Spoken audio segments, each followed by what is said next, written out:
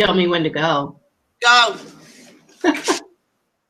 Hi, and welcome. My name is Tamara Mendelson. I'm the author of Divorce Poetry, Breaking Free. I don't know if you can see that. Yeah, I can see it. And I am doing a webinar called Getting Your Groove Back, How to Start Having More Fun After Your Divorce.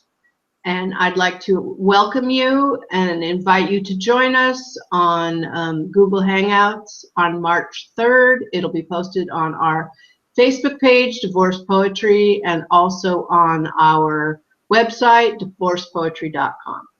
And as a little slice of what's to come, I'm going to read a couple of poems. This one's called Marriage Investments. If marriage were a business, no one would invest. 50% failure rate, diminishing returns, huge capital outlay, think in-laws, slow return on investment, second generation eating up profits, with no guarantee of future development. Real estate is safer, and it guarantees you a place to sleep.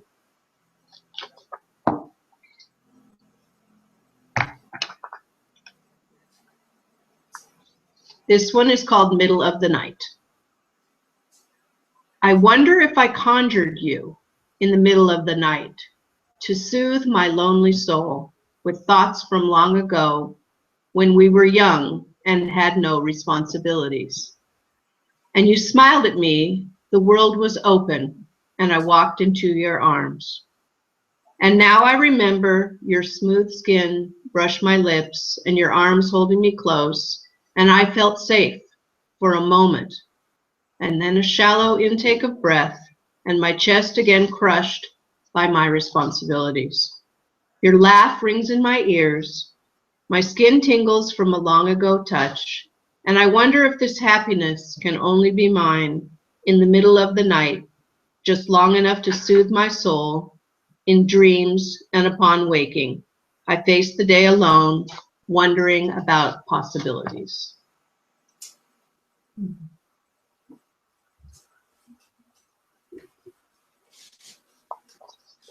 This is a life coup called gambling.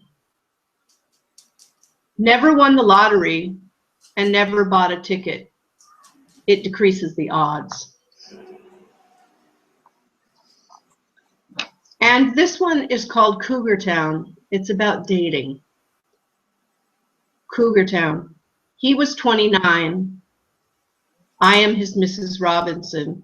He asked, who is she?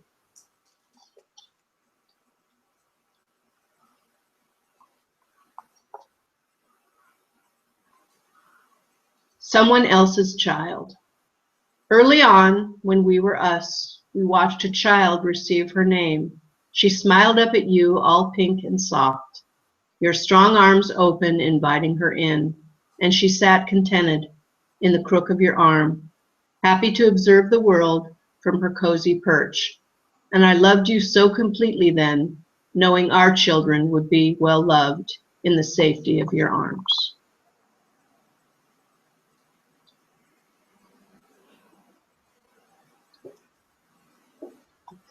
Here's another, we call these life coups.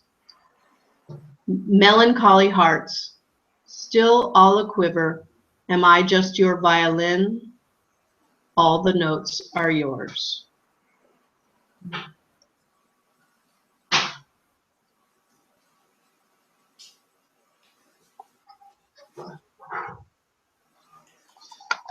Just not as husband and wife.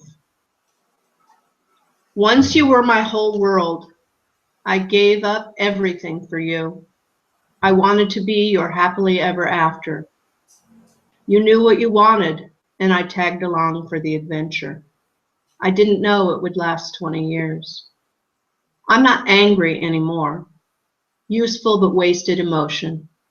I want only what is the best for you, and for the family we made and put out into the world, we receive back tenfold. We will be grandparents together, just not as husband and wife.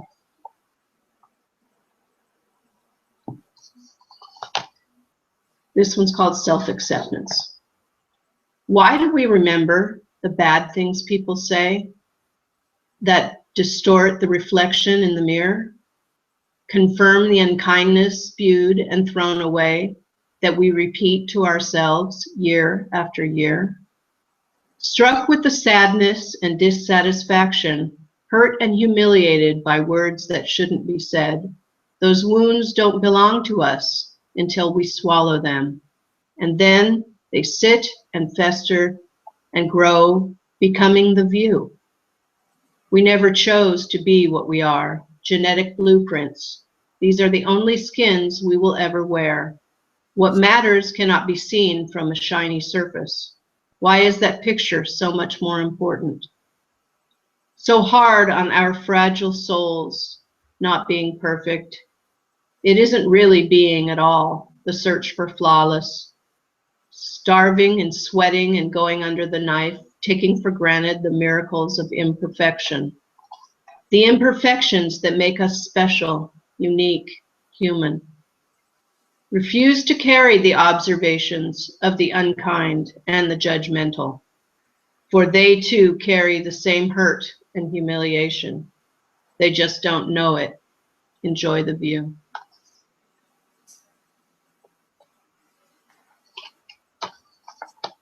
Today. The good in today is just enough to dust off your red party shoes.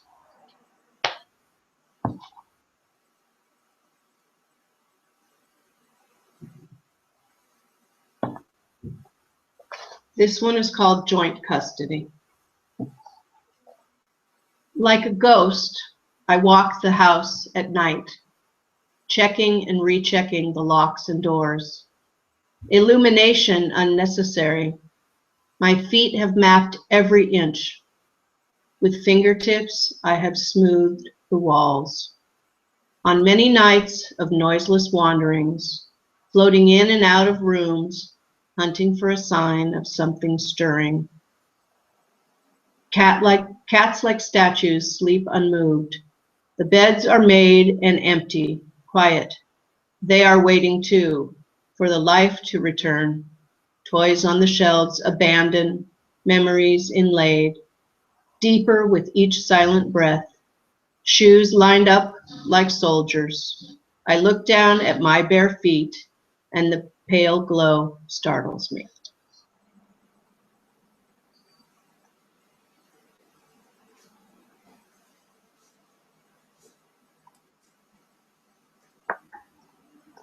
Peer pressure. Everyone else does. It's not a reason to do anything, ever. Is that enough, Melanie? Yeah. I'm going to edit it all out. Okay. So what